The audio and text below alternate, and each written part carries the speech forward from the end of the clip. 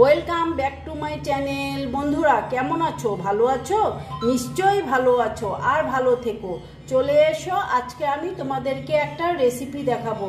সেটা হচ্ছে, দেখো বন্ধুরা, আজকে আমি তোমাদেরকে একটা রেসিপি দেখাবো। সেটা দেখো, আলু নিয়েছি, একটা টমেটো নিয়েছি, আর দেখো কাবলি ছোলা আমি আগের দিন ভিজিয়ে রেখেছিলাম, এটা নুন দিয়ে সেদ্ধ করে রেখেছি, সেটা নিয়েছি।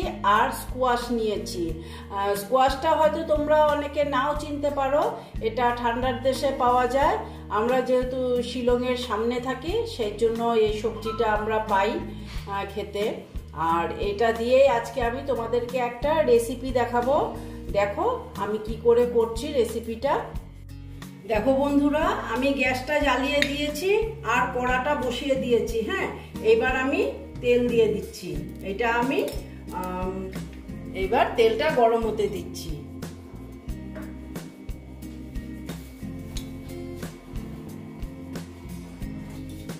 দেখো বন্ধুরা, প্রায় তেলটা গরম হয়ে গেছে। এখন আমি একটা তেজপাতা দিয়ে দিলাম।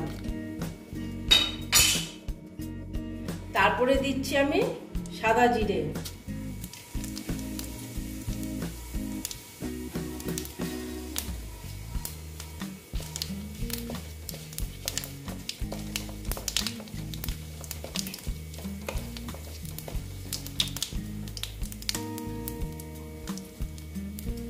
দেখো ফোড়নটা হতে দিচ্ছি। দেখো হয়েছে, ফোড়নটা হয়ে গেছে, একটা খুব সুন্দর সেন্ট বেরিয়েছে। এবার আমি আলুগুলো দিয়ে দিচ্ছি।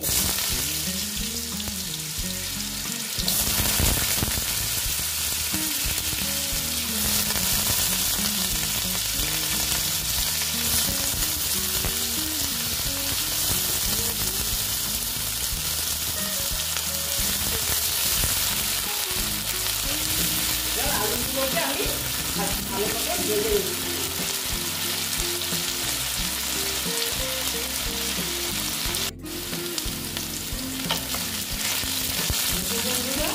এবার আমি দিয়ে দেবো যে স্কোয়াশগুলো।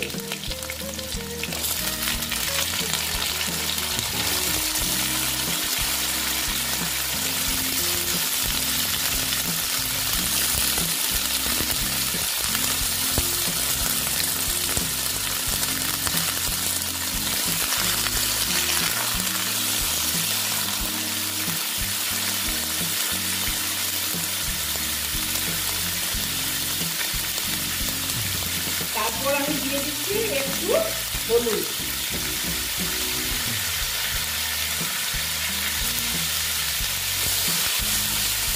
হলুদ দিয়ে আবার আমি এইগুলোকে ভালো মতো ভেজে নিচ্ছি।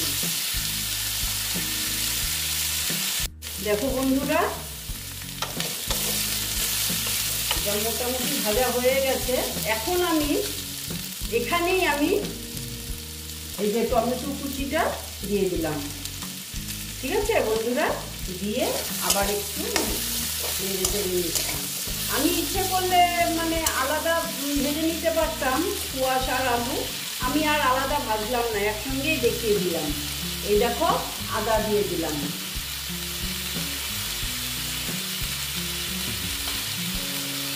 তারপর আমি দিচ্ছি জিরের গুঁড়ো। একদম আমি নিরামিষ একটা রেসিপি তৈরি করছি। ধনের গুঁড়ো, তারপরে দিয়ে দিচ্ছি লঙ্কার গুঁড়ো, দিয়ে আমি এটা ভালো মতন কষিয়ে নেব।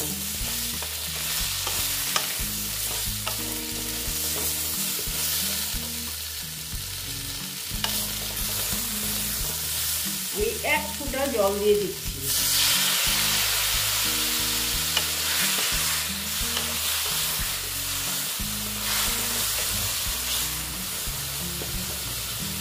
এটা আমি ভালো মতন কষিয়ে নেব।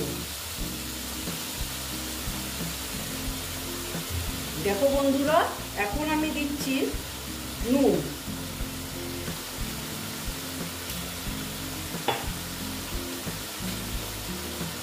তারপরে দিচ্ছি আমি হলুদ গুঁড়ো আমি যেহেতু হলুদ আগে দিয়েছি সেই জন্য কম করেই দিচ্ছি। দেখো বন্ধুরা, এটাকে কষিয়ে নিচ্ছি, আর একটু কষাতে হবে।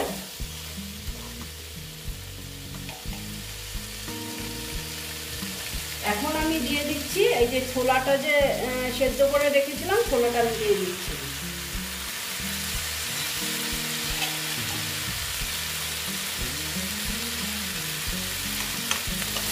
দিয়ে এইবার আমি এটাকে ভালো মতো কষিয়ে নেব।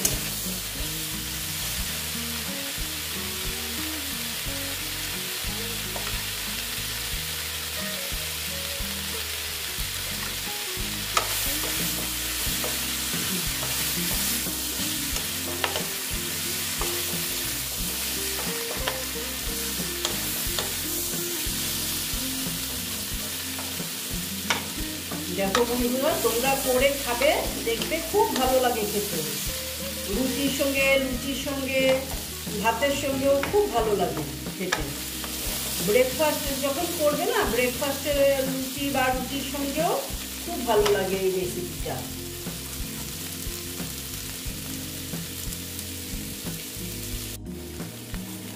দেখো বন্ধুরা, মোটামুটি এটা কষানো হয়ে গেছে।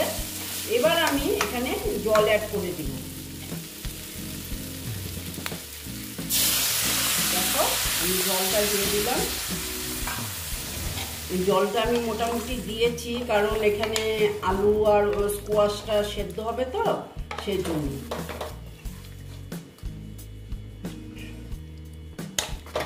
আস্তে আস্তে এখন হতে দিচ্ছি। মোটামুটি স্কোয়াশ সেদ্ধ হয়ে গেছে। আলুটা দেখে নিচ্ছি, আলুটাও দেখো সেদ্ধ হয়ে গেছে। বাস, আর আমি জল দেব না, এই জলেই হয়ে যাবে। ঠিক আছে বন্ধুরা, এটা হতে থাক, তারপরে আমি তোমাদেরকে দেখাচ্ছি। বন্ধুরা, এটা আমি একটু ঢেকে দিচ্ছি। ঠিক আছে, দেখো বন্ধুরা, একবার দেখে নিচ্ছি কি পরিস্থিতি।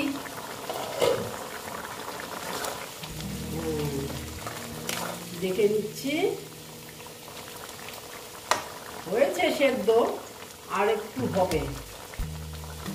দেখো স্কোয়াশটাও হয়ে গেছে সেদ্ধ, আর একটু হবে। হ্যাঁ, ঠিক আছে, আমি আবার একটু ঢাকা দিয়ে রাখলাম। এবার 3-4 মিনিটের জন্য আমি ঢাকা দিয়ে রাখলাম, তারপরে আমি দেখাচ্ছি। দেখো বন্ধুরা, দেখো, এই দেখো এটা হয়ে গেছে। এবার একদম সেদ্ধ হয়ে গেছে। এখন আমি দিচ্ছি অল্প চিনি।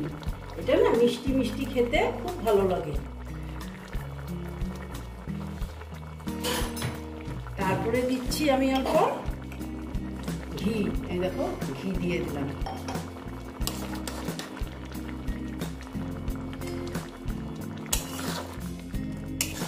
ঘি দিয়ে এবার আবার আমি এটাকে ঢেকে দিলাম, আর গ্যাসটা অফ করে দিলাম।